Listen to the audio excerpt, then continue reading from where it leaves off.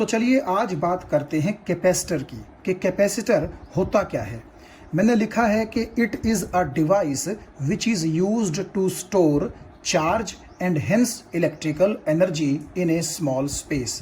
यानी कि ये एक ऐसा डिवाइस है जो इलेक्ट्रिकल चार्ज या फिर इलेक्ट्रिकल एनर्जी को स्टोर करता है और इसका साइज़ छोटा होता है। तो आप ये कह सकते हैं कि छोटे से साइज़ में बहुत सारा इलेक्ट्रिक चार्ज या फिर बहुत सारी इलेक्ट्रिकल एनर्जी क्या है, स्टोर्ड है। धीरे धीरे आप इस डेफिनेशन को आराम से समझ जाओगे कि कैसे इसके अंदर चार्ज या फिर इलेक्ट्रिकल एनर्जी स्टोर की जाती है। आगे मैंने लिखा है इसकी कंस्ट्रक्शन के बारे में। It consist of two conducting surfaces which are called plates. यानी कि इसके पास दो कंडक्टर होते हैं जिनको हम जनरली क्या बोलते हैं, प्लेट बोलते हैं। तो दो प्लेट हैं तो इसलिए यहां पर क्या लिखा है, प्लेट्स, जिनको सेपरेट किया जाता है एक इंसुलेटिंग मटेरियल से, और उस इंसुलेटिंग मटेरियल को क्या बोलते हैं, डाई इलेक्ट्रिक बोलते हैं। तो चलिए डेफिनेशन हो गई, इसका कंस्ट्रक्शन हो गया। अब मैं आपको एक कैपेसिटर तोड़ करके दिखाता हूं कि सच में उसके अंदर दो कंडक्टिंग सरफेस जिनको हम प्लेट बोल रहे हैं वो कैसे होते हैं और किस तरह से उनको एक डाई इलेक्ट्रिक की हेल्प से सेपरेट किया जाता है। तो देखिए कैपेसिटर कुछ इस तरह का दिखाई देता है।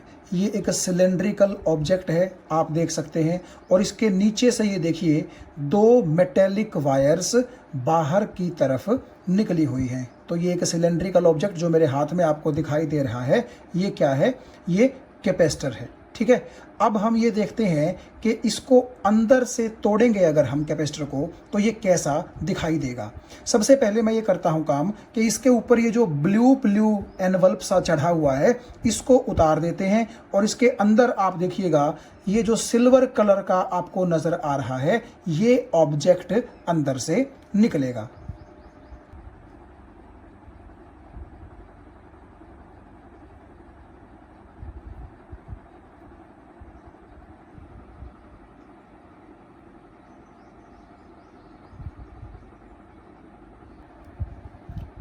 तो ये देखिए ये वो ब्लू एनवल्प है जिसके अंदर कैपेसिटर बंद था, इसको हम एक तरफ रख देंगे। अब उसके बाद ये जो सिलेंड्रिकल एनवायरनमेंट मैंने आपको दिखाया था इसके चारों तरफ का, ये जो मेटेलिक एक तरह से मान लीजिए कि इसके चारों तरफ ये एक कवर था मेटल का बना हुआ, इसको भी मैंने तोड़ दिया है। और ये तोड़ने के बाद इसके अंदर से कुछ इस तरीके का ऑब्जेक्ट आप देखिएगा बाहर निकला है। ठीक है, तो अब हम इसको आगे और तोड़ते हैं और ये देखते हैं कि इसके अंदर क्या है। तो मैं ये जो एनवल्प इसके ऊपर है, छोटा सा पॉलीथीन है, ये मैं हटा देता हूँ यहाँ से इस तरीके से। आप देखिएगा, ये देखिएगा, ये आपको ऐसा लग रहा होगा कि जैसे तेल में भीगा हुआ कोई बिल्कुल पतला सा कागज़ है। ठीक है, आप देखते रहिए, इसको हम उतारते रह रहे हैं। और अब देखिएगा आप ध्यान से, यहाँ पर आपको शायद नज़र आ रहा होगा कि अब जो ये कागज़ है तेल में भीगा हुआ, इसके अंदर भी कुछ है। मैं एक काम करता हूँ, यहाँ से इसको फाड़ करके और अलग कर देता हूँ कुछ इस तरीके से, ताकि ज़्यादा हमें दिक्कत ना आए। ये कागज़ एक साइड पे आप रख सकते हैं।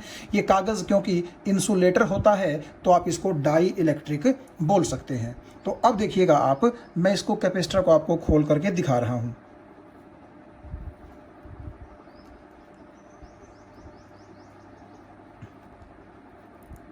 और आपको ये नज़र आने लग गया होगा, देखिए आपको लग रहा होगा कि अंदर जैसे एक सिल्वर रंग की मेटल की कोई पतली सी शीट है। ठीक है, इसको खोलते रहेंगे हम इस तरीके से, ये देखिएगा ऐसे। और ये भी आप देखिएगा कि ये जो आपको मैंने दिखाई थी थोड़ी सी मेटालिक वायर्स, एक वायर तो टूट करके यहाँ रह गई है मेरे हाथ में, एक मेटालिक वायर आप देखिएगा मेरे पास ही है इसके साथ। तो इसको भी चलिए पूरा हम खोल देते हैं इस तरीके से। ये देखिएगा आप, अरे भाई खुल जा, बड़ा देर लगा रहा है ये, तो ये खुल रहा है। Okay, now you can see कि मेरे पास ये पूरा कैपेसिटर जो है ये खुल गया है। आप इस तरीके से देखिए, इसको मैं एक तरफ रख देता हूँ। ठीक है, तो आप ज़रा ध्यान से देखिए कि स्ट्रक्चर क्या है। बेसिकली ये फिर से वही तेल में भीगा हुआ जिस तरह से आपको लग रहा है कि कागज़ है, इसको आप पीछे की तरफ जो है उतार करके एक बार रख दीजिए। यहाँ देखिए आप क्या आपको नज़र आ रहा है, देखिएगा ये आपको लग रहा होगा कि एक मेटल की प्लेट है, बिल्कुल पतली सी है, आप देखिएगा बिल्कुल पतली सी मेटल की प्लेट है, ठीक है। और इस प्लेट के आगे आप ये देखिए ये कागज़ आपको लगा हुआ दिखाई दे रहा है, बिल्कुल जैसे कि तेल में भीगा हुआ कागज़ है, ठीक है। इसको भी मैं यहाँ से एक बार जो है डिस्ट्रॉय कर देता हूँ। तो अब आपको नज़र आ रहा होगा कि एक मेटेलिक प्लेट ये है और एक मेटेलिक प्लेट मेरे हाथ में, ये देखिए दोनों मेटेलिक प्लेटें हैं और दोनों मेटेलिक प्लेटों के बीच में ये क्या है, तेल से भीगा हुआ कागज़ यानी कि इंसुलेटर यानी कि डाई इलेक्ट्रिक। तो आप मोटे मोटे तौर पर इस चीज़ पर ध्यान दीजिए कि ये जो है ये एक मेटेलिक प्लेट है, ठीक है। इस मेटेलिक प्लेट के बाद ये कागज़ लगा हुआ है और इसके ऊपर फिर से एक मेटेलिक प्लेट इस तरह है, यानी कि दोनों मेटेलिक प्लेटों को जब आप यूं बंद भी कर देंगे तो ये टच नहीं करेंगी डायरेक्टली एक दूसरे को। क्यों? क्योंकि बीच में इनके क्या आ जाता है, ये कागज़ आ जाता है और कागज़ किसका काम करता है, दोनों प्लेटों के बीच में इंसुलेटर का काम करता है। कागज़ में से करंट पास नहीं कर सकता। अब देखो मैंने जैसे आपको कैपेसिटर की डेफिनेशन में बताया था कि कैपेसिटर क्या होता है, दो आपकी मेटेलिक प्लेट्स के बीच में एक इंसुलेटर मटेरियल रखा हुआ होता है। तो ये आपके पास दोनों क्या है, मेटेलिक प्लेट्स हैं और इनके बीच में ये क्या है, डाई इलेक्ट्रिक है यानी कि इंसुलेटर है, जो दोनों को बेसिकली टच होने से, डायरेक्ट टच होने से क्या करता है, रोकता है। और ये देखो आप यहाँ पर ध्यान से अगर आप देख रहे हो, ये जो है आप देख सकते हैं कि ये जो मेटल की लीड है ये इस प्लेट के साथ जोड़ी गई है, आपको नजर आ रहा होगा, ठीक है। तो सिमिलरली जो ये वाली लीड टूट गई थी ये दूसरी मेटेलिक प्लेट के साथ जोड़ी गई है, यानी कि दोनों मेटेलिक प्लेटों के साथ एक एक लीड जो है, एक एक कनेक्टिंग वायर जो है वो जोड़ी गई है और इनको कैपेसिटर से कहाँ रखा जाता है, बाहर की तरफ रखा जाता है। तो मुझे उम्मीद है कि ये चीज आपको समझ में आ गई होगी कि कैपेसिटर जो है वो दो कंडक्टिंग सरफेसेस, दो कंडक्टिंग मटेरियल, दो कंडक्टिंग प्लेट्स से बना हुआ होता है और जिन प्लेट्स को सेपरेट किया जाता है एक इंसुलेटर या फिर डाई इलेक्ट्रिक मटेरियल से, जो उन दोनों प्लेटों को बेसिकली इस तरह डायरेक्ट कांटेक्ट में आने से प्रिवेंट करता है। तो कैपेसिटर के बारे में थोड़ी सी फीलिंग हमने ले ली है कि वो होता क्या है, वो दिखता कैसा है, ठीक है। हालांकि हम डिटेल में बातें इसकी इस पूरे चैप्टर में करते ही रहेंगे। तो अब हम बात करते हैं कैपेसिटेंस की। कैपेसिटेंस क्या होता है? कैपेसिटेंस का मतलब है कि जो कैपेसिटर आपने बनाया है चार्ज को होल्ड करके रखने के लिए, उसकी एबिलिटी कितने चार्ज को होल्ड करने की है वो उसकी कैपेसिटेंस कहलाती है। यानी कि ability of a capacitor to store charge is called capacitance. यानी कि अगर किसी कैपेसिटर की कैपेसिटेंस ज़्यादा होगी तो उसकी चार्ज को स्टोर करके रखने की एबिलिटी भी ज़्यादा होगी और इसका यह भी मतलब होगा कि उसने अपने अंदर उतनी ही ज़्यादा इलेक्ट्रिकल एनर्जी भी स्टोर करके रखी हुई है, ठीक है।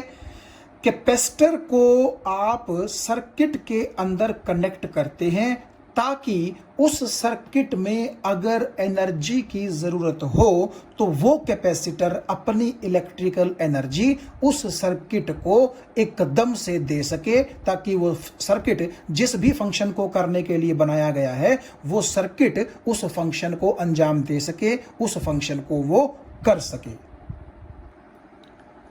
सिर्फ छोटा सा एग्जांपल मैं आपको देता हूं। ये मेरे हाथ में एक एलईडी है, लाइट एमिटिंग डायोड, और ये कैपेसिटर है। मैं क्या करता हूं, कैपेसिटर को इस एलईडी के साथ कनेक्ट कर देता हूं। आप देख रहे हैं कि एलईडी ने ग्लो नहीं किया है। क्यों? क्योंकि कैपेसिटर के पास इलेक्ट्रिकल एनर्जी थी ही नहीं। तो सबसे पहले मैं अब ऐसा करता हूं, इस कैपेसिटर को एक बैटरी की हेल्प से चार्ज कर लेता हूं और फिर देखता हूं कि क्या ये कैपेसिटर इलेक्ट्रिकल एनर्जी इस एलईडी को दे पाता है या फिर नहीं दे पाता है। तो चलिए कैपेसिटर को उठा करके इस बैटरी के साथ हम जोड़ देते हैं और ये बैटरी थोड़ी सी देर में हमारे कैपेसिटर को चार्ज कर देगी। और फिर मैं इस कैपेसिटर को आपको एलईडी के साथ जोड़ करके दिखाऊंगा और एलईडी 1 सेकंड से भी कम वक्त के लिए, बहुत ही कम वक्त के लिए क्या करेगी, ग्लो करेगी। क्यों? क्योंकि कैपेसिटर के पास जो इलेक्ट्रिकल एनर्जी होगी वो इलेक्ट्रिकल एनर्जी एलईडी को ये देगा, एलईडी उससे ग्लो करेगी। यानी कि आप ये बोलेंगे कि जो इलेक्ट्रिकल एनर्जी कैपेसिटर में स्टोर्ड थी वो लाइट एनर्जी के रूप में कन्वर्ट हो गई, और जब सारी एनर्जी खत्म हो जाएगी तो एलईडी का ग्लो भी क्या हो जाएगा, बंद हो जाएगा। एनर्जी कहाँ चली जाएगी, लाइट एनर्जी के रूप में कन्वर्ट होकर के एनवायरनमेंट में आप बोल सकते हैं चली गई। तो देखिएगा अब ये कैपेसिटर हो चुका है चार्ज और मैं इसको एलईडी के साथ जो है जोड़ देता हूं। आप थोड़ा गौर कीजिएगा, बड़े शॉर्ट टाइम के लिए ये एलईडी जो है वो ग्लो करेगी। तो देखिएगा आप इस चीज को, ये देखा आपने। तो इस छोटे से डेमोन्स्ट्रेशन में आपने ये देखा कि जब तक कैपेसिटर पूरी तरह से चार्ज्ड नहीं था तो एलईडी को वो ग्लो नहीं करवा सकता था, लेकिन जैसे ही आपने बैटरी लगा करके उसको चार्ज किया थोड़ी देर, तो उसने इलेक्ट्रिकल एनर्जी अपने अंदर स्टोर कर ली, और जैसे ही कैपेसिटर के साथ एलईडी को जोड़ा गया उसने अपनी इलेक्ट्रिकल एनर्जी किसको दे दी, एलईडी को, और एलईडी ने उसको लाइट एनर्जी के रूप में कन्वर्ट कर दिया। तो ये बड़ा छोटा सा फंक्शन आपको समझ में आ गया होगा कि किस तरह से कैपेसिटर इलेक्ट्रिकल एनर्जी सप्लाई करता है सर्किट में।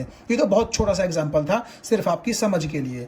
तो अब हम ये देखने की कोशिश करेंगे कि जो हम बोल रहे हैं कि कैपेसिटर जो है वो चार्ज स्टोर करता है, और ये बोल लीजिए कि कैपेसिटर जो है चार्ज के रूप में इलेक्ट्रिकल एनर्जी स्टोर करता है, तो वो कैसे इलेक्ट्रिकल चार्ज या इलेक्ट्रिकल एनर्जी अपने अंदर स्टोर कर पाता है। अब हम इस चीज की तरफ बढ़ते हैं।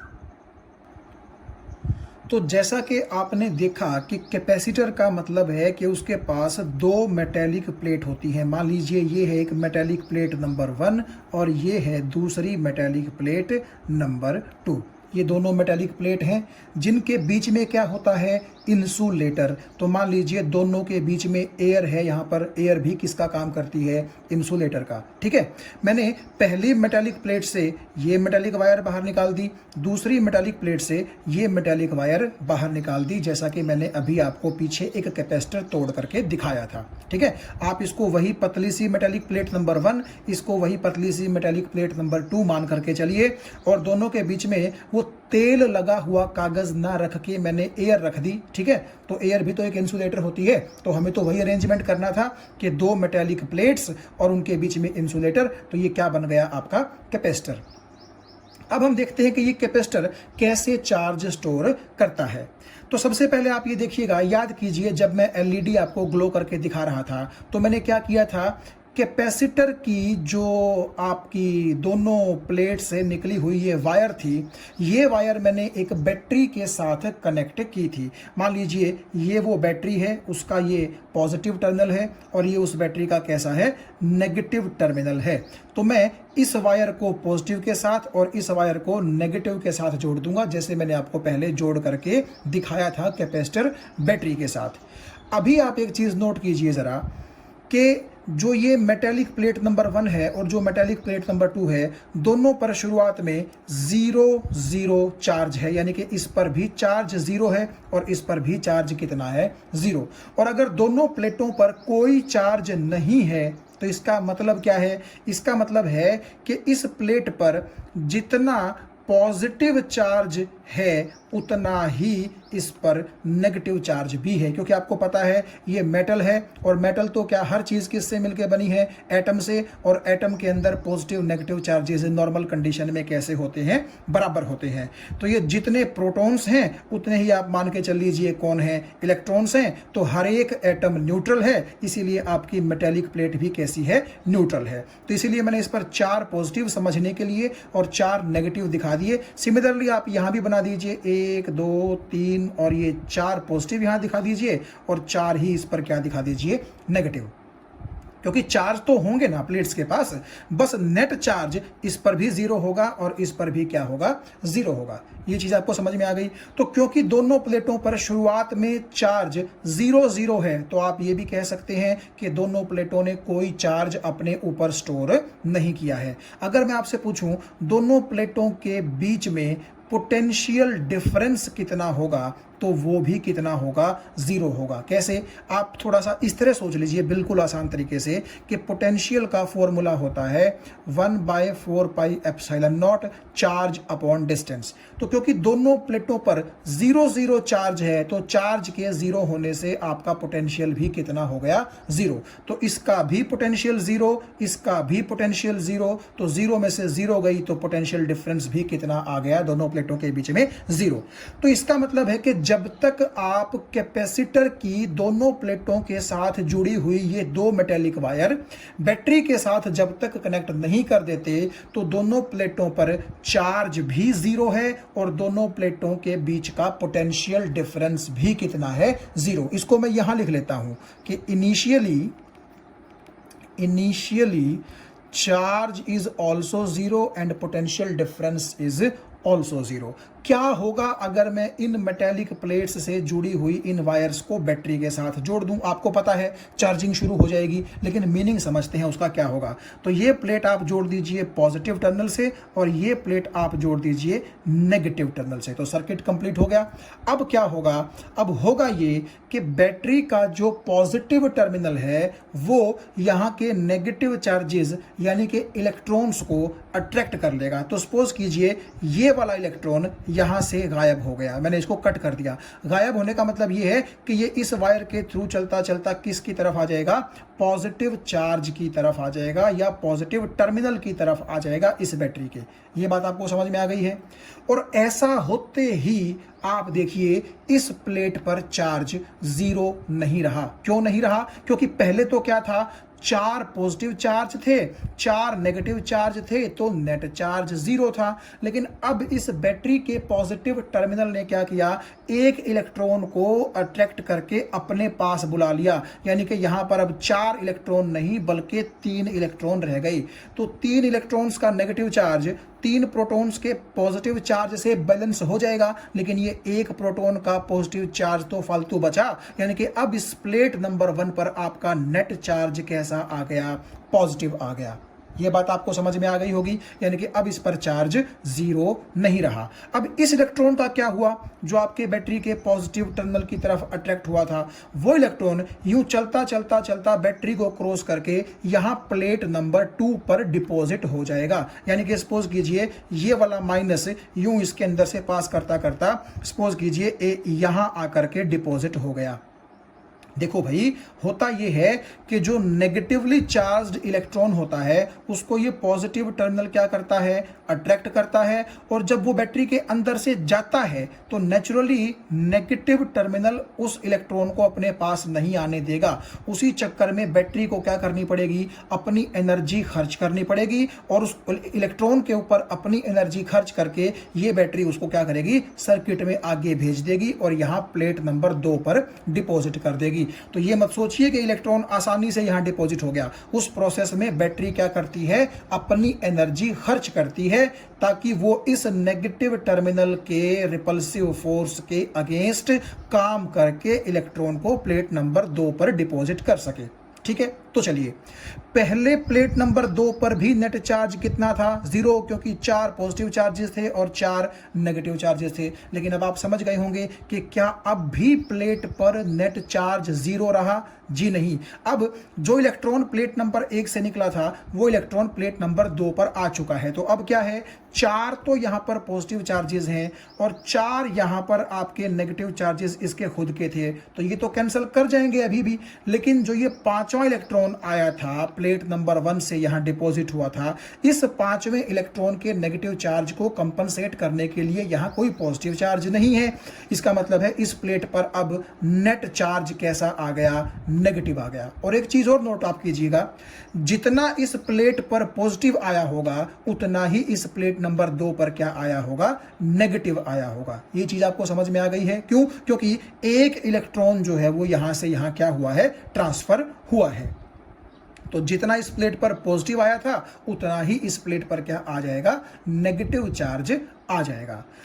अब बात यह है कि ठीक है, एक इलेक्ट्रॉन का ट्रांसफर हो गया यहां से यहां, तो आपने देखा कि ना तो इस प्लेट पर चार्ज जीरो रहा, ना इस प्लेट पर चार्ज जीरो रहा, बल्कि इस पर प्लस चार्ज आ गया, इस पर कैसा चार्ज आ गया, नेगेटिव चार्ज आ गया। ठीक है, हमें इससे कोई मतलब नहीं है कि कितना पॉजिटिव आया कितना नेगेटिव आया, हैं दोनों इक्वल, ये हमें पता है। ठीक है, लेकिन चार्ज अब जीरो नहीं रहा दोनों प्लेट्स पर, इतना हमें पता है। एक पर पॉजिटिव आ गया और दूसरी पर कैसा आ गया, नेगेटिव आ गया।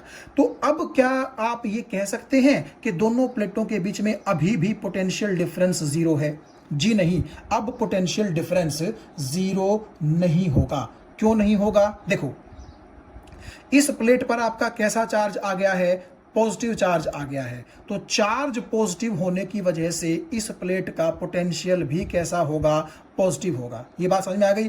और इस प्लेट पर चार्ज कैसा आ गया है, नेगेटिव, तो चार्ज नेगेटिव होने की वजह से प्लेट नंबर 2 का पोटेंशियल भी कैसा होगा, नेगेटिव होगा। तो जितना पोटेंशियल इस प्लेट का पॉजिटिव है उतना ही पोटेंशियल इस प्लेट का कैसा है, नेगेटिव है। तो नेचुरली दोनों में कुछ तो डिफरेंस होगा। आप ऐसा सपोज कीजिए, मैं थोड़ा सा आपको आसान तरीके से समझाने की कोशिश करता हूं।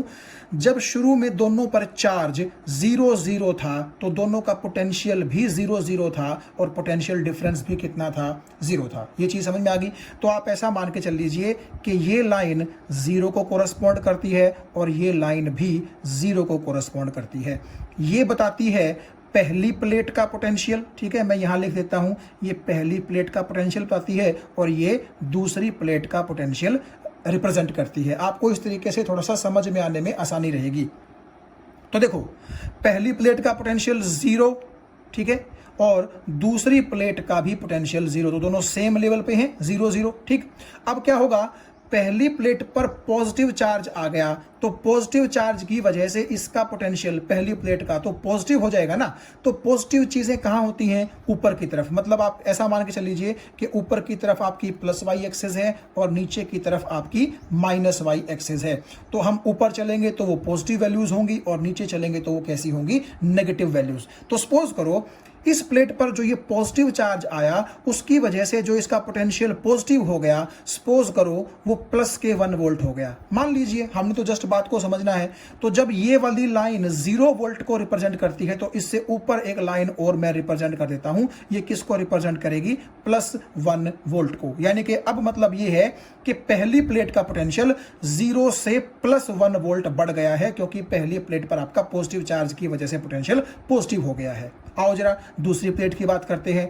शुरू में तो दूसरी प्लेट पर कौन सा चार्ज था, 0, और दूसरी प्लेट का पोटेंशियल भी कितना था, 0 था। लेकिन अब दूसरी प्लेट पर क्योंकि नेगेटिव चार्ज डिपॉजिट हो गया है प्लेट नंबर 1 से आकर के, तो इसका मतलब है कि नेगेटिव चार्ज की वजह से आपकी प्लेट नंबर 2 का पोटेंशियल भी कैसा हो जाएगा, नेगेटिव। तो मान लीजिए कि प्लेट नंबर 2 का पोटेंशियल -1 वोल्ट हो गया है। सपोज कीजिए, हमने तो वैल्यू मान के जस्ट कंसेप्ट को समझना है।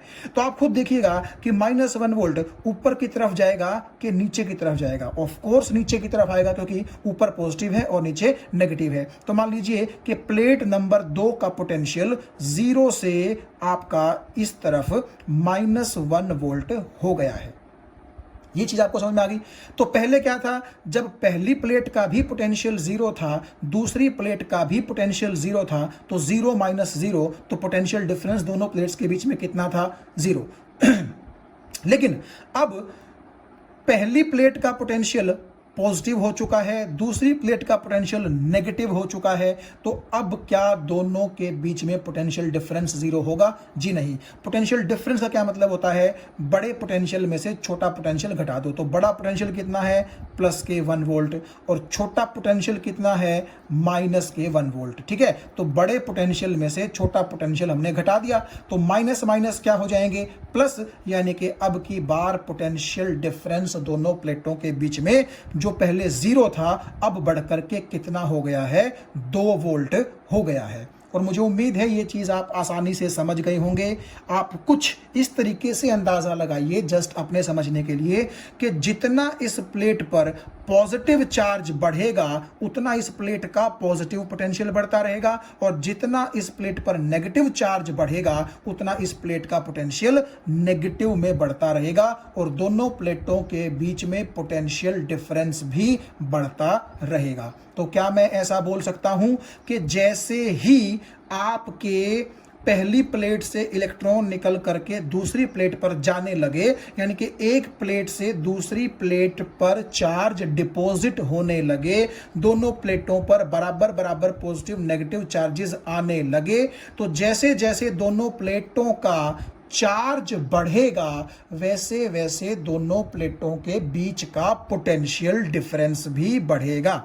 ठीक है, पहले दोनों प्लेटों पर 0 0 चार्ज था तो पोटेंशियल डिफरेंस भी 0 था, और उसके बाद जब इस पर कुछ पॉजिटिव और इस पर कुछ नेगेटिव आया, यानी कि चार्जेस दोनों पर बढ़ने लगे, डिपॉजिट होने लगे, तो चार्जेस के डिपॉजिट होने की वजह से, चार्जेस के बढ़ने की वजह से दोनों के बीच में पोटेंशियल डिफरेंस भी 0 से बढ़ करके क्या हो गया, कुछ ना कुछ वैल्यू उसकी आ गई। तो ये बात आपको क्या समझ में आ गई है ठीक से कि जैसे जैसे आप यहाँ से आपका जो ये बैटरी का पॉजिटिव टर्मिनल है वो जितने ज़्यादा इलेक्ट्रॉन यहाँ से खींच करके दूसरी प्लेट पर डालता रहेगा उतना ही दोनों प्लेटों पर पॉजिटिव और नेगेटिव चार्ज की वैल्यू क्या होती रहेगी, बढ़ती रहेगी, और दोनों के बीच का पोटेंशियल डिफरेंस भी क्या करता रहेगा, बढ़ता रहेगा।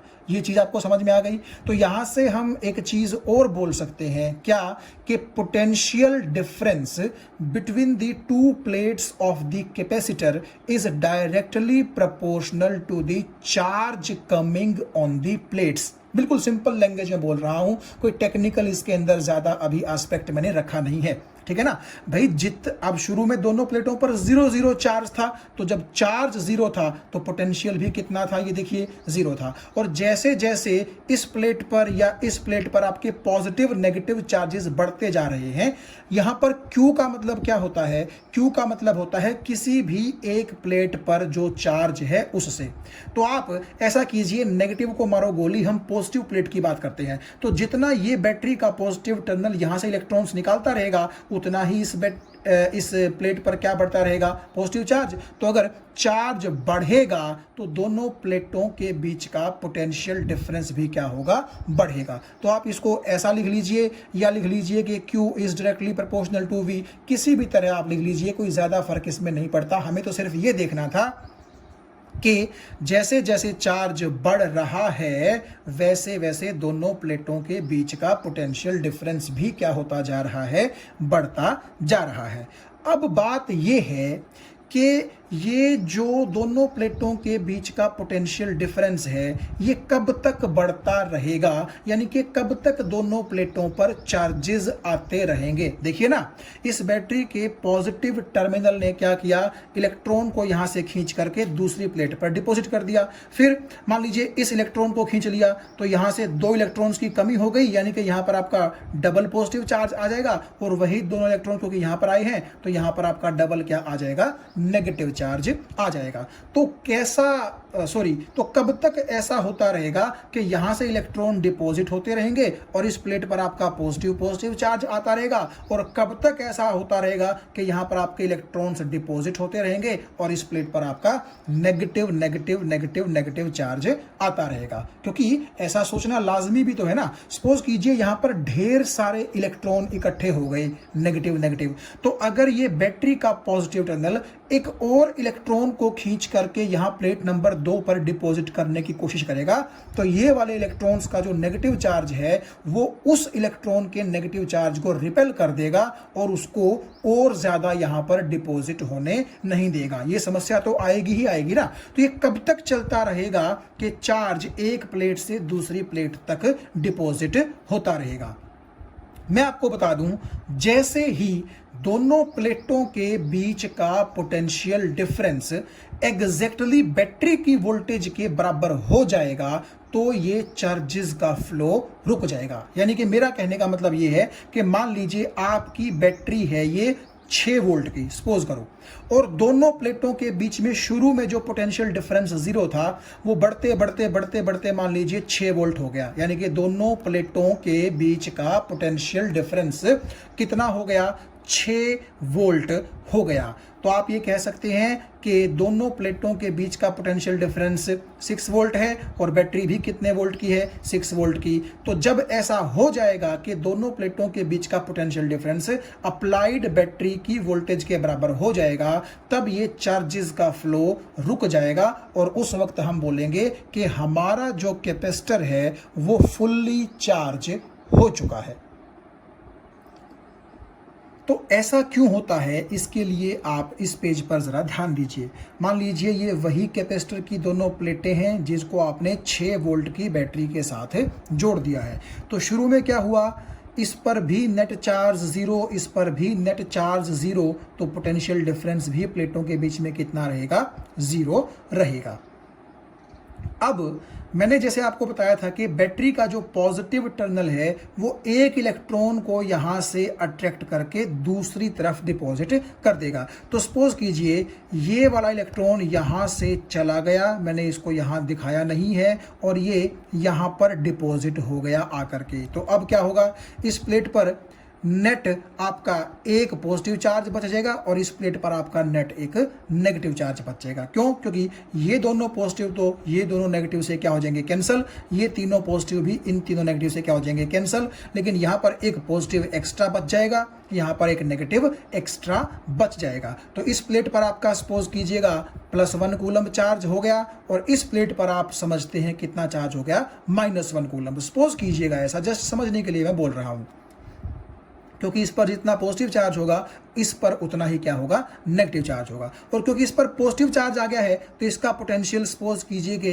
+1 वोल्ट हो गया, और इस पर क्योंकि नेगेटिव चार्ज आ गया तो सपोज कर लो समझने के लिए कि इसका पोटेंशियल कितना हो गया, -1 वोल्ट हो गया। तो देखिए, जब तक दोनों प्लेटों पर कोई चार्ज नहीं था तो दोनों के बीच का पोटेंशियल डिफरेंस भी 0 था, यानी कि अगर दोनों प्लेटों पर चार्ज 0 है तो पोटेंशियल डिफरेंस भी कितना है, 0। लेकिन जैसे ही इस प्लेट पर पॉजिटिव चार्ज आ गया, इस पर नेगेटिव चार्ज आ गया, तो इस प्लेट का पॉजिटिव पोटेंशियल हो गया, इस प्लेट का नेगेटिव पोटेंशियल हो गया, और इस तरह से ये सिनेरियो बन गया। ये जस्ट कोई एक बढ़िया वो नहीं आप बोल सकते कि ऐसा ही होता है, सिर्फ एक इलेक्ट्रॉन के चलने से आप जानते हैं कि 1 कूलम का पॉजिटिव चार्ज नहीं आएगा। ये तो मैं आपको समझाने के लिए जस्ट एक आसान सी अप्रोच यूज कर रहा हूं, ठीक है जी। तो ये हो गया, जब एक इलेक्ट्रॉन यहां से यहां पहुंचा तो ये सिनेरियो हो गया। अब आप देख सकते हैं कि दोनों प्लेटों के बीच में जो पोटेंशियल डिफरेंस पहले 0 था अब कितना हो गया, 1 में से अगर -1 जाएगा तो आपका 2 वोल्ट का पोटेंशियल डिफरेंस हो गया। ये बात समझ में आ रही है।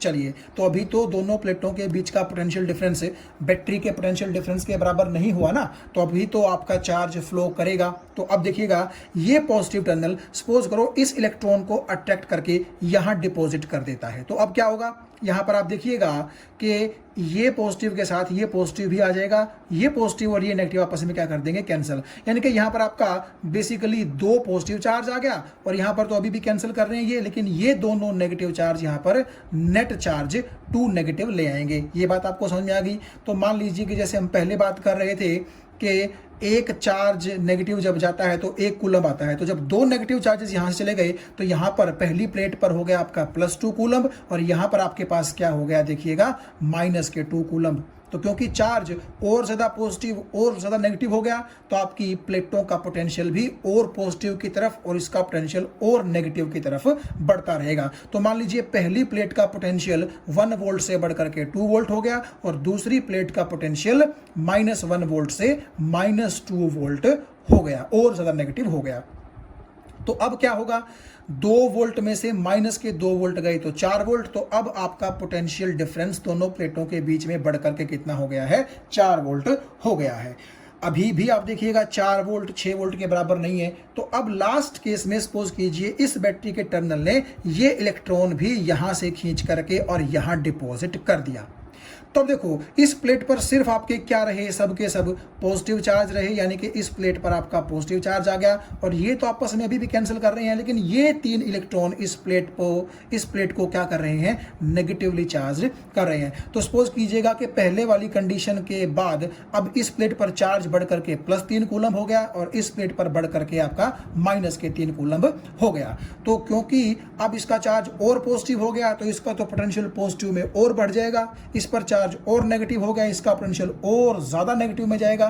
तो मान लीजिए इसका पोटेंशियल हो गया 2 वोल्ट से 3 वोल्ट, और इसका पोटेंशियल हो गया -2 वोल्ट से -3 वोल्ट। तो अब आप अगर देखें ध्यान से दोनों प्लेटों के बीच का पोटेंशियल डिफरेंस, तो इसका पोटेंशियल +3, इसका पोटेंशियल -3, तो पोटेंशियल डिफरेंस कितना आ जाएगा, 6 वोल्ट आ जाएगा। यानी कि अब आप ये बोल सकते हैं कि दोनों प्लेटों के बीच में उतना ही पोटेंशियल डिफरेंस हो गया जितना पोटेंशियल डिफरेंस बैटरी के दोनों टर्मिनल्स के बीच में था। यानी कि कैपेसिटर्स की दोनों प्लेटों के बीच का पोटेंशियल डिफरेंस और बैटरी की वोल्टेज अब क्या हो गई है, इक्वल हो गई हैं, बराबर हो गई हैं। तो अब और ज्यादा चार्जेस प्लेट 1 से प्लेट 2 पर ये बैटरी डिपॉजिट नहीं कर पाएगी, और हम बोलेंगे कि कैपेसिटर क्या हो चुका है, फुल्ली चार्ज हो चुका है। ये बात आपको ठीक समझ में आ गई।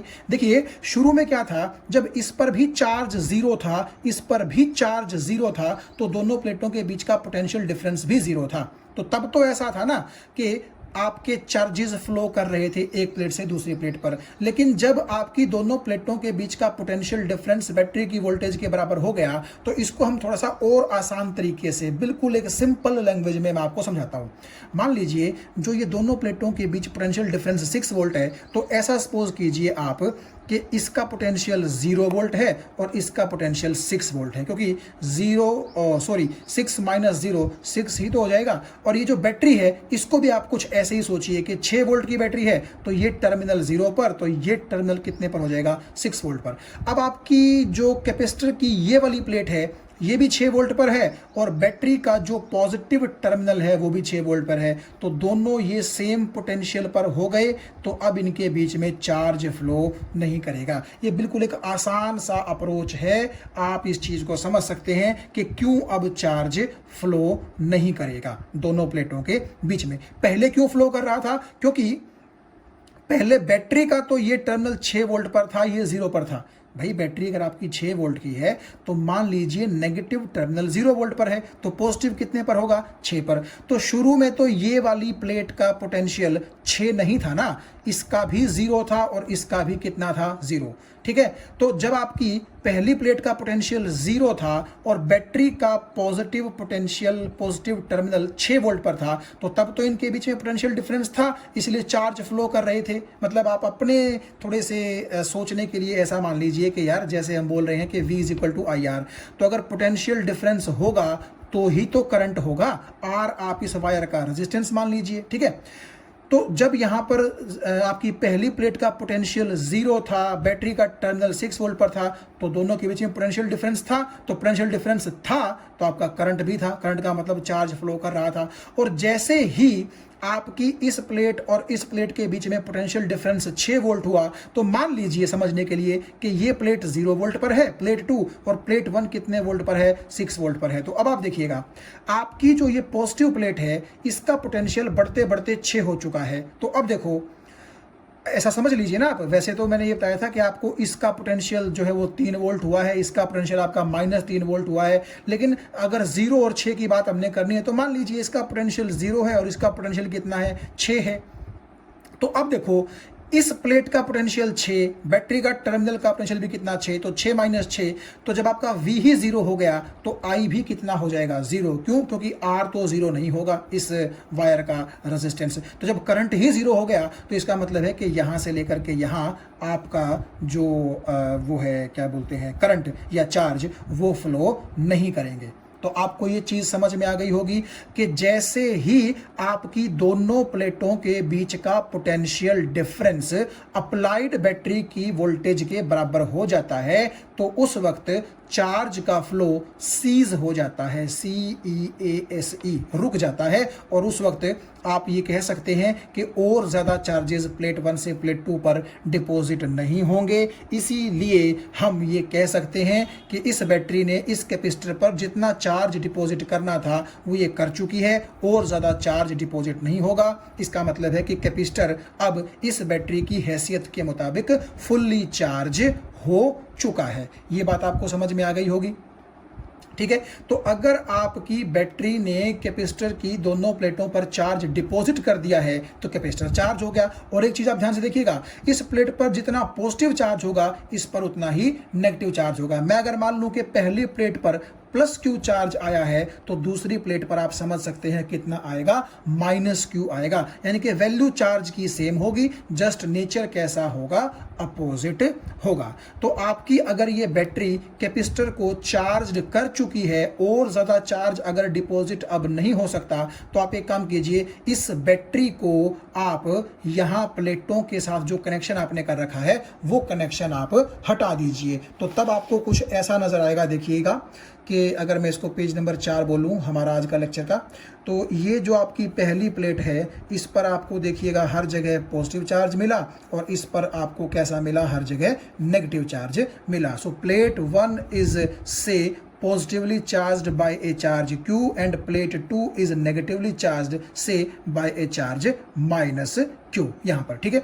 तो दोनों के बीच का जो पोटेंशियल डिफरेंस है वो आपकी बैटरी की वोल्टेज के बराबर हो चुका है, यानी कि 6 वोल्ट के बराबर हो चुका है। तो सपोज कीजिए जैसे मैंने आपको एलईडी लगा करके दिखाई थी, मान लीजिए ये एलईडी है, ये एलईडी का एक टर्मिनल है, ये एलईडी का दूसरा टर्मिनल है। तो जब मैंने कैपेसिटर को चार्ज करके बैटरी से और एलईडी के साथ जोड़ा था तो आप देखिए एलईडी ग्लो कर गई थी कुछ देर के लिए। क्यों? क्योंकि जब आप एक टर्मिनल यहां जोड़ देंगे और एक टर्मिनल यहां जोड़ देंगे तो क्या हुआ, जब तक एलईडी नहीं जुड़ी थी तो इन दोनों प्लेटों के बीच में कोई कनेक्शन नहीं था, तो चार्ज फ्लो भी नहीं कर सकता था। लेकिन जैसे ही एलईडी जुड़ी तो क्या होगा, यहां पर ढेर सारे इलेक्ट्रॉन्स हैं तो आपस में रिपेल तो करेंगे ना।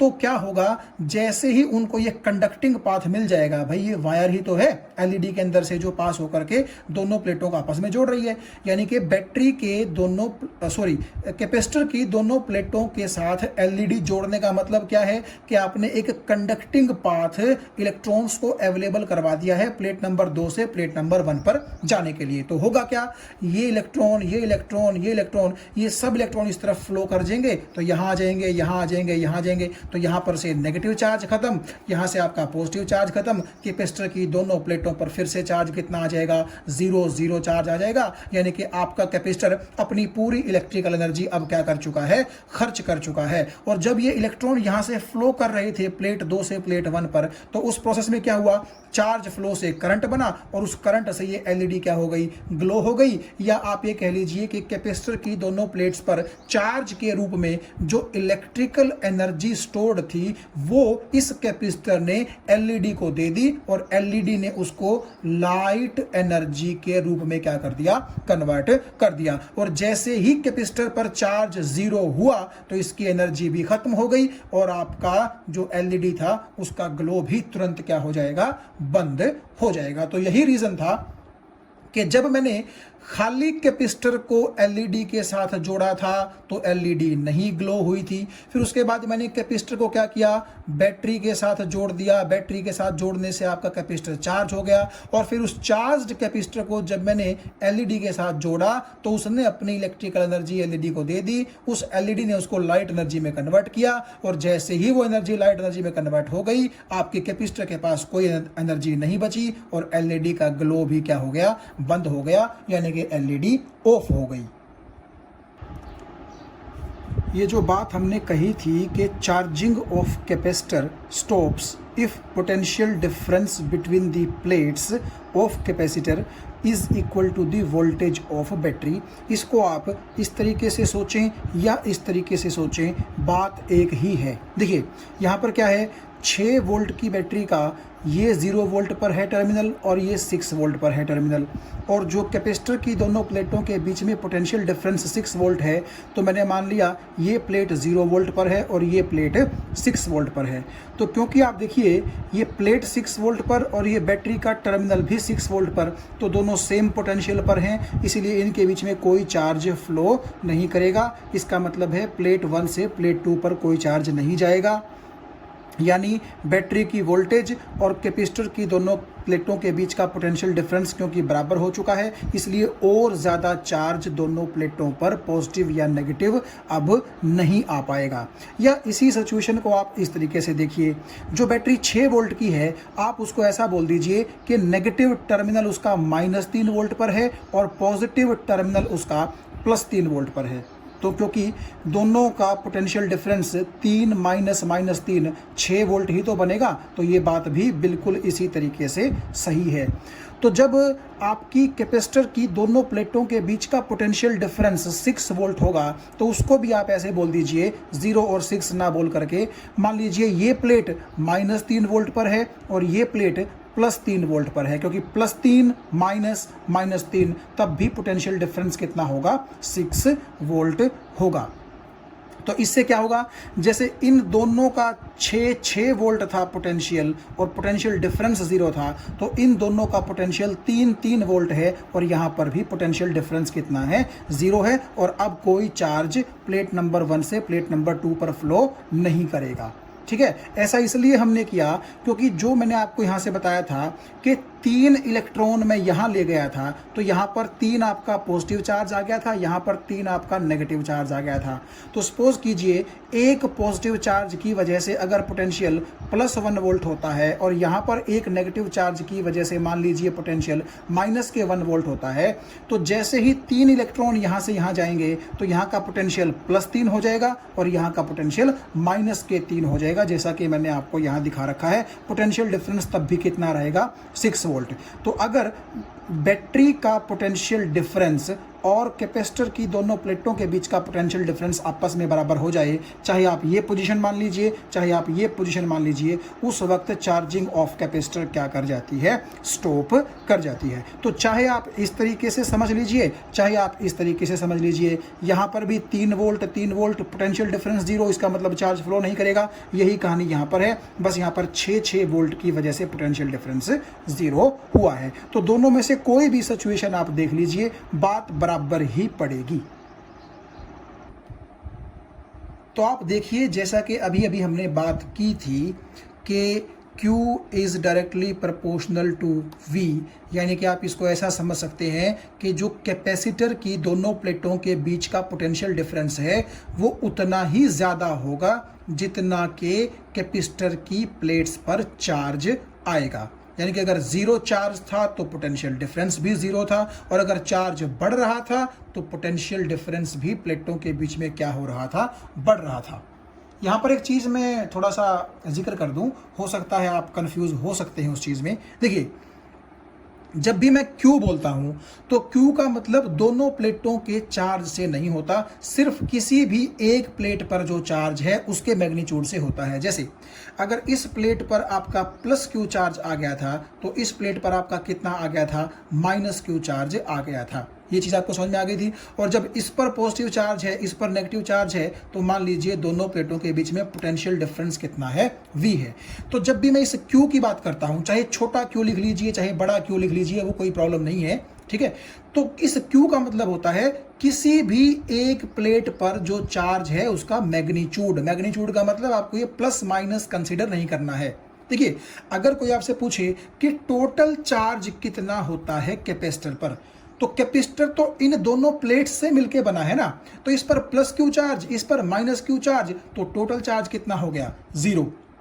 ये बात सच है कि कैपेसिटर के ऊपर जो ये दोनों प्लेटों का जो टोटल चार्ज होता है वो 0 होता है, यानी कि नेट चार्ज कैपेसिटर पर कितना होता है, 0 होता है। लेकिन जब भी मैं बोलता हूं कि कैपेसिटर पर Q चार्ज आ गया है, तो अब आप समझ गए होंगे कि Q चार्ज तो या तो इस प्लेट पर आया है या फिर इस प्लेट पर आया है, क्योंकि टोटल चार्ज तो क्या होगा, 0 होगा, क्योंकि इस पर जितना पॉजिटिव उतना ही इस प्लेट पर क्या होगा, नेगेटिव चार्ज होगा। तो आगे से आप ध्यान रखिएगा कि जब भी मैं बोलूंगा कि कैपेसिटर पर चार्ज Q है, तो मेरा मतलब दोनों में से किसी भी एक प्लेट पर चार्ज जो होगा उसके मैग्नीट्यूड से होगा, और मैग्नीट्यूड तो यहां पर भी Q है और मैग्नीट्यूड यहां पर भी क्या है, Q है। ये बात आपको समझ में आ गई होगी, ठीक है। तो आगे से आप ये ख्याल रखिएगा कि Q means the charge present on the either plate, है ना, और उसका भी मैग्नीट्यूड आपको कंसिडर करना है।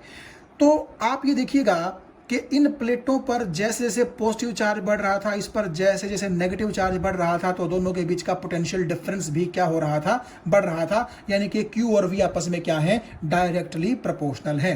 So Q is directly proportional to V, तो Q is equal to CV।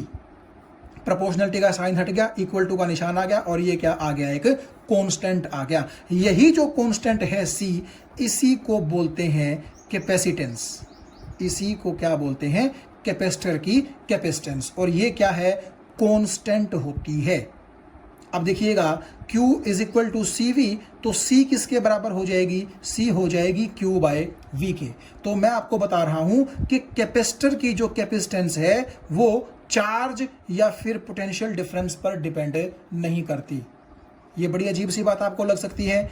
अभी आप सोचोगे कि हमने तो कैपेसिटेंस को बोला था कि आपका कैपेसिटर कितना ज़्यादा चार्ज स्टोर कर सकता है, उतनी ही ज़्यादा उसकी कैपेसिटेंस होगी, एबिलिटी टू होल्ड चार्ज। और अब मैं बोल रहा हूं कि जो कैपेसिटेंस है वो चार्ज पर डिपेंड नहीं करती। देखिए, आप एक चीज बताइए मुझे, एक तो आप यहां खुद बोल रहे हैं कि C एक कांस्टेंट ऑफ प्रोपोर्शनलिटी है, तो जो चीज है ही कांस्टेंट, ठीक है, तो आप क्या उसको इन दोनों पर डिपेंड मानोगे, नहीं मानोगे। और दूसरी चीज मैं आपको बता दूं, देखिए क्यों मैं इसको कांस्टेंट बोल रहा हूं। अगर Q बढ़ता है, अगर आपका Q बढ़ता है, और Q से मेरा मतलब आप समझ गए होंगे कि दोनों प्लेटों में से किसी भी एक प्लेट पर चार्ज का मैग्नीट्यूड, तो अगर आपका Q बढ़ेगा, सपोज कीजिए, तो इतना तो आपको भी पता है कि दोनों प्लेटों के बीच का पोटेंशियल डिफरेंस भी क्या हो जाएगा, उतना ही बढ़ जाएगा। अल्टीमेटली दोनों का रेशो क्या रहेगा, सेम रहेगा। यानी कि मेरा मतलब है कि मान लीजिए शुरू में इस प्लेट पर चार्ज था 1 कूलम्ब, और दोनों प्लेटों के बीच का पोटेंशियल डिफरेंस था 1 वोल्ट। आपको समझ में आ गई, तो 1 कूलम्ब बाय 1 वोल्ट आपकी कैपेसिटेंस आ गई। अभी जिक्र करेंगे इसकी यूनिट वगैरह का। लेकिन अगर आपने और ज्यादा चार्ज यहां से निकाल लिया, तो सपोज करो यहां पर चार्ज बढ़ करके 2 कूलम्ब हो गया, तो नेचुरली अगर यहां पर चार्ज बढ़ेगा, 2 कूलम्ब हो जाएगा, तो आपका दोनों प्लेटों के बीच का पोटेंशियल डिफरेंस भी तो बढ़ेगा भाई। तो वो भी 1 वोल्ट से कितना हो जाएगा, 2 वोल्ट हो जाएगा, और 2 से 2 कैंसिल होकर के फिर से वही आपका 1 कूलम्ब बाय 1 वोल्ट हो जाएगा। यानी कि चार्ज के बढ़ने से आपका जो पोटेंशियल डिफरेंस है वो भी बढ़ जाता है। इसीलिए C क्या है, एक कांस्टेंट है। हाँ, हम अभी उन चीजों का जिक्र करेंगे जिन पर C डिपेंड करता है, लेकिन आप ये देखिएगा कि C चार्ज पर डिपेंड नहीं करता है। हालांकि डिफाइन इसको ऐसे ही किया गया है कि how much charge your capacitor can store, लेकिन तब भी आप देखिएगा चार्ज पर कैपेसिटेंस डिपेंड नहीं करती है। और रीजन मैंने आपको बता दिया है कि जैसे ही चार्ज बढ़ेगा तो उसी प्रपोर्शन में आपका पोटेंशियल डिफरेंस ही बढ़ जाएगा। दोनों का रेशियो अल्टीमेटली C के बराबर होता है, और वो क्या रहेगा, कांस्टेंट रहेगा। अब देखिएगा इसकी यूनिट क्या होगी, कैपेसिटेंस की यूनिट इसकी होती है फैराड, FARAD। ये इसकी SI यूनिट है, माइकल फैराडे के नाम पर रखी गई है।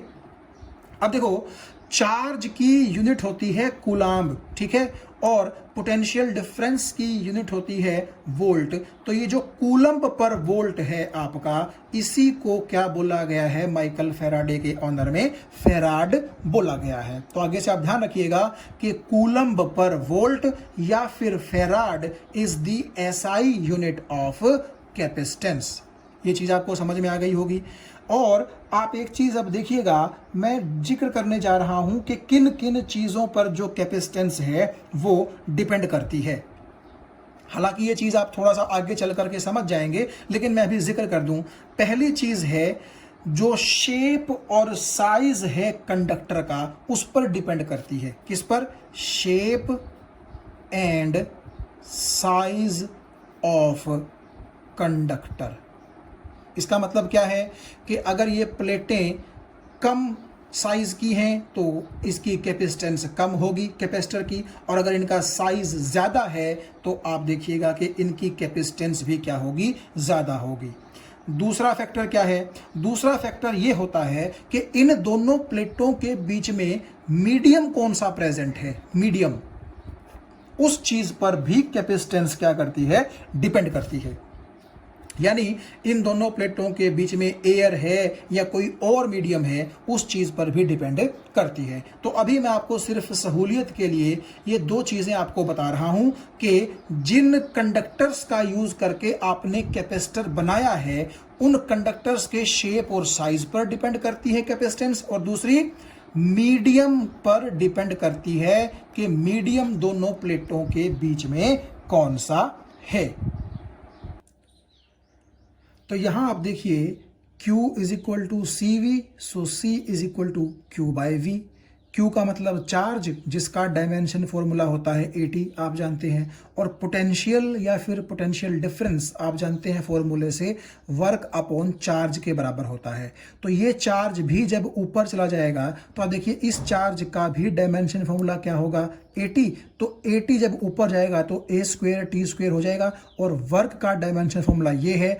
तो जब आप इसको सॉल्व करेंगे तो ये आपके पास डायमेंशनल फॉर्मूला आ जाएगा, किसका? कैपेसिटेंस का। ठीक है, मुझे उम्मीद है ये आप कर लेंगे, इसमें कोई ज़्यादा दिक्कत नहीं आएगी आपको।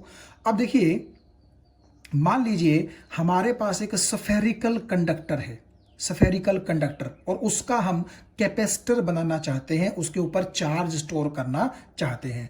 तो ये एक आप समझ लीजिए कि स्फेरिकल कंडक्टर है, जिससे हमने क्या बनाना है? कैपेसिटर बनाना है। मैंने बाहर से इसको प्लस क्यू चार्ज दे दिया, और वो प्लस क्यू चार्ज आप देखिए इसके पूरे के पूरे सरफेस एरिया पर यूनिफॉर्मली डिस्ट्रीब्यूट हो गया। अगर ये कंडक्टर सॉलिड भी हुआ तब भी चार्ज अंदर नहीं जाएगा वॉल्यूम में, वो सिर्फ सरफेस एरिया पर ही पड़ा रहेगा। क्यों? क्योंकि आप देखिएगा कि अगर ये कंडक्टर है तो ये पॉजिटिव चार्ज भी और ये पॉजिटिव चार्ज भी और सब पॉजिटिव चार्जेस यूं फ्लो करके इसके अंदर की तरफ आना चाहेंगे। क्यों? कंडक्टर है। लेकिन सभी क्योंकि पॉजिटिव चार्जेस हैं तो वो रिपेल करके फिर से कहां जाएंगे? एक दूसरे से मैक्सिमम दूर चले जाएंगे, और मैक्सिमम दूर का मतलब है इसी सरकमफेरेंस पर वो रहेंगे, अंदर वो आ ही नहीं पाएंगे। तो चाहे आप ये मान लीजिए कि ये जो हमारे पास कंडक्टर है, ये चाहे होलो मान लीजिए आप, चाहे आप इसको सॉलिड मान लीजिए, चार्ज तो इसके आउटर सरफेस एरिया पर ही रहेगा, अंदर वॉल्यूम के अंदर, पूरी वॉल्यूम के अंदर नहीं फैलेगा। ठीक है, सिर्फ सरफेस एरिया पर ही रहेगा। So Q charge is distributed over the whole surface area of the conductor, और मान लीजिए इसकी रेडियस कितनी है? r।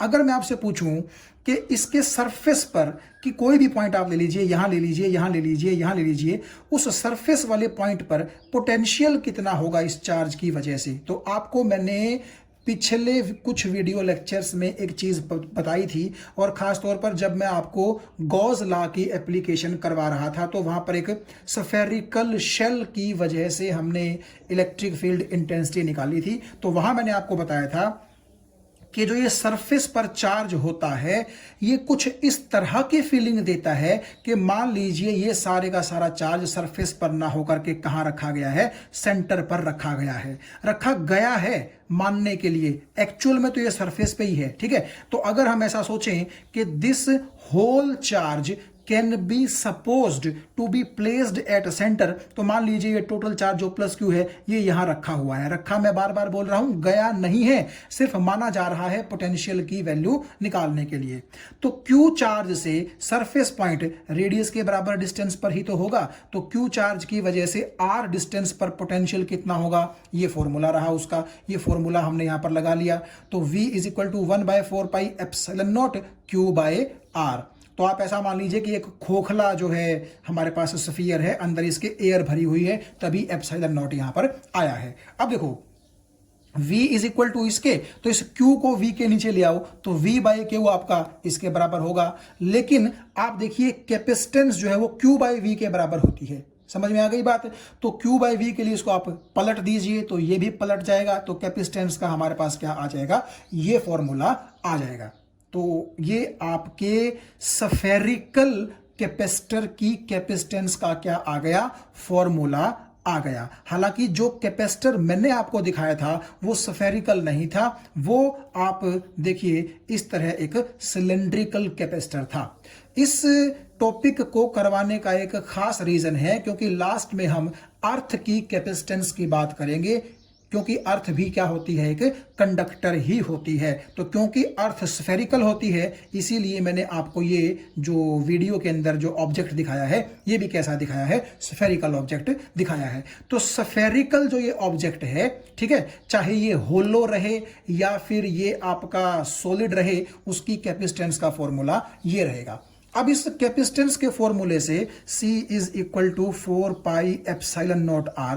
दो चीजें आप गौर कीजिए जो मैंने आपको पहले बताई थी। मैंने कहा था कि कैपेसिटेंस चार्ज और पोटेंशियल डिफरेंस पर डिपेंड नहीं करती, क्योंकि इस फॉर्मूले में तो कैपेसिटेंस क्या है, एक कांस्टेंट है।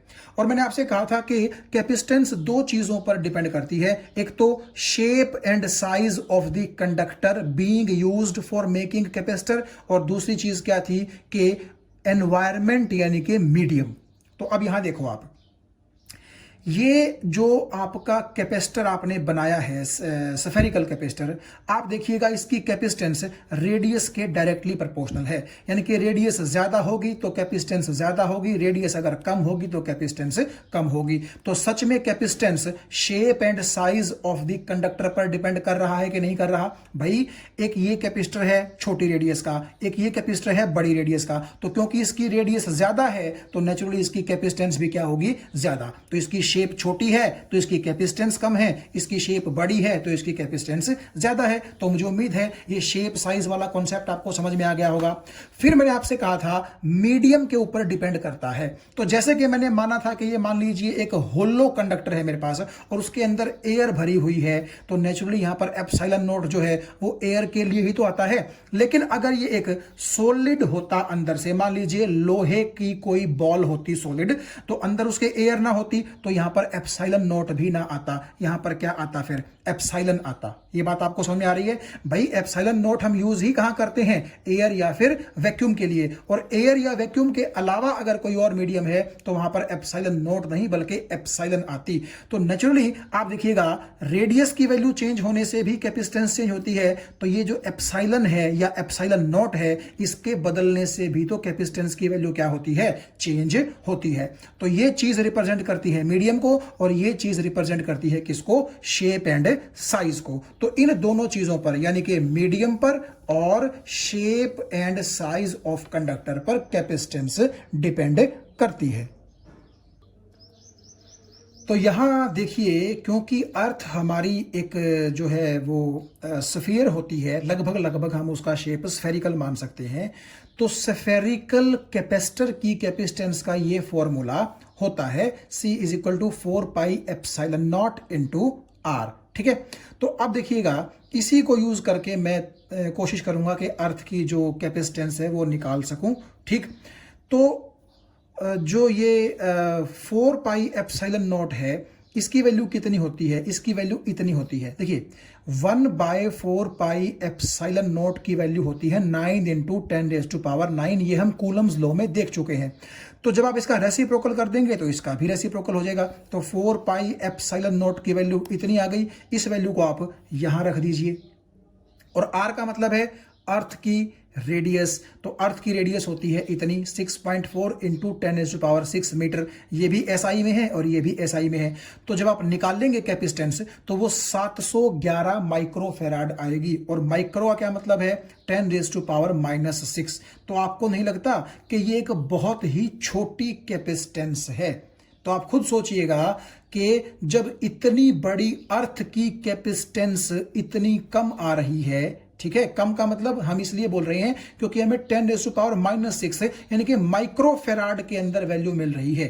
ठीक है, तो इतनी बड़ी अर्थ की जो कैपेसिटेंस है अगर वो भी माइक्रोफेराड में है तो आप ये खुद सोचिए कि क्या 1 फेराड का कैपेसिटर डिजाइन कर पाना पॉसिबल है? मान लीजिए हम 1 फेराड का स्फेरिकल कैपेसिटर ही डिजाइन करना चाहते हैं, तो क्या 1 फेराड का कैपेसिटर पॉसिबल है?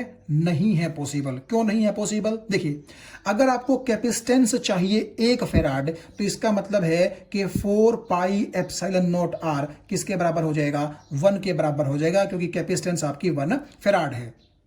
So 4 pi epsilon naught R is equal to 1।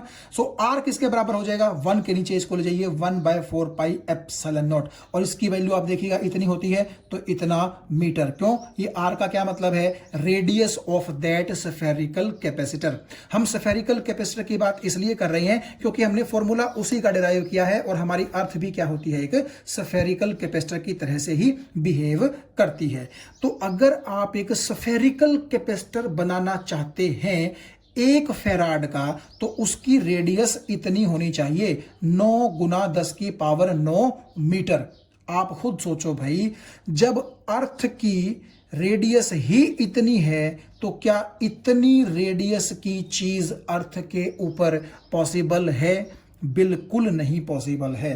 तो इसका मतलब है कि 1 फेराड इतनी बड़ी कैपेसिटेंस होती है कि उसको प्रैक्टिकली बना पाना पॉसिबल नहीं है। इसीलिए आपको जनरली न्यूमेरिकल्स में भी या वैसे भी हमारे जो इलेक्ट्रिकल सर्किट्स होते हैं उनमें जो कैपेसिटर्स यूज होंगे उनकी कैपेसिटेंस आपको माइक्रो फेराड या फिर नैनो फेराड या फिर पिको फेराड के अंदर मिलेगी। माइक्रो का मतलब होता है 10 की -6, नैनो का मतलब होता है 10 की -9, और पिको का मतलब होता है 10 की पावर -12।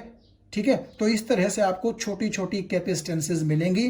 तो अब आप समझ गए होंगे कि 1 फेराड का अगर आप एक स्फेरिकल कैपेसिटर बनाना चाहें तो उस स्फेरिकल कैपेसिटर की रेडियस इतनी आएगी।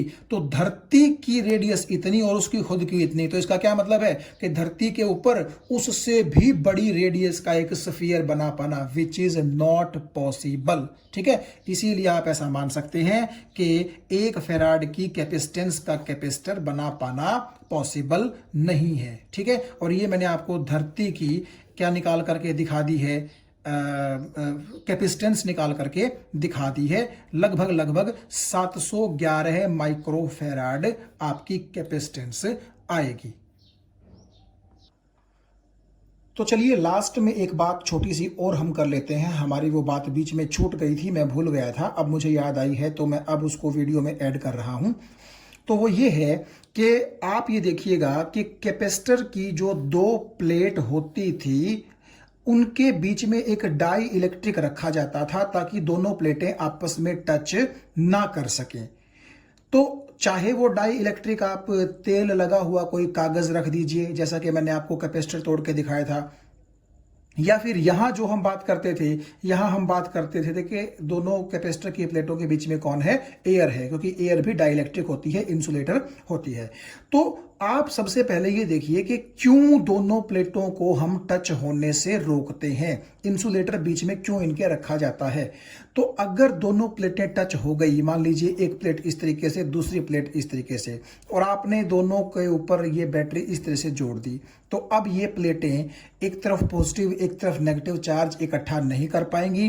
क्यों? क्योंकि ये बैटरी का पॉजिटिव टर्मिनल जिस इलेक्ट्रॉन को अट्रैक्ट करेगा वो इलेक्ट्रॉन इस प्लेट से होता हुआ वापस इस प्लेट पर आ जाएगा, यानी कि अब चार्ज चक्कर काटना शुरू कर देगा और सर्किट में करंट फ्लो हो जाएगा, जिसकी वजह से आपकी दोनों प्लेटों पर जो यहां पर पॉजिटिव और जो यहां पर नेगेटिव चार्जेस इकट्ठे होते थे वो चार्ज इकट्ठे नहीं हो पाएंगे। तो इसीलिए अगर आप दोनों प्लेटों को डायरेक्ट कांटेक्ट में ले आएंगे तो वो प्लेटें चार्ज जो है स्टोर नहीं कर पाएंगी, वो चार्ज फ्लो करता रहेगा और करंट फ्लो करता रहेगा।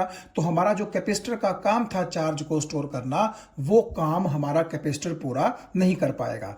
तो इसीलिए ताकि दोनों प्लेटें आपस में टच ना करें और उनके ऊपर चार्ज इकट्ठा हो सके, इसलिए दोनों को डायरेक्ट टच से बचाने के लिए दोनों के बीच में हम क्या डाल देते थे? डाई इलेक्ट्रिक डाल देते थे ताकि चार्ज स्टोर हो सके। Thank you.